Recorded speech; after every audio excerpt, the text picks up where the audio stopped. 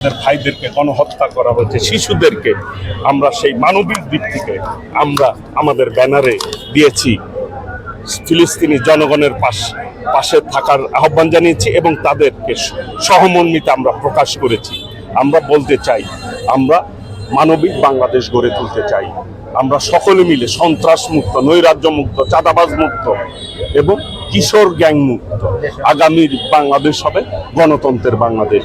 আর টাঙ্গাইলের এই সদরের ভাইদেরকে আমি আহ্বান জানাতে চাই, আমরা সকলে মিলে উন্নয়নের মডেল গড়ে তুলব এই টাঙ্গাইল সদরকে, এবং টাঙ্গাইলের যে ঐতিহ্য রয়েছে ক্রীড়াঙ্গনে, সাহিত্যে, শিল্পে, সেই ঐতিহ্যগুলিকে আমরা সামনে এনে আগামীর আদর্শিক টাঙ্গাইল আমরা গড়ে তুলব। পতিত স্বৈরাচার, পতিত ফ্যাসিবাদের দোসর যারা, তাদের ব্যাপারে আমরা সচেতন রয়েছি। বারবার আমাদের দল থেকে এই ব্যাপারে কিন্তু আমরা নোটিশ করছি এবং সেই অনুযায়ী ব্যবস্থা গ্রহণ করছি।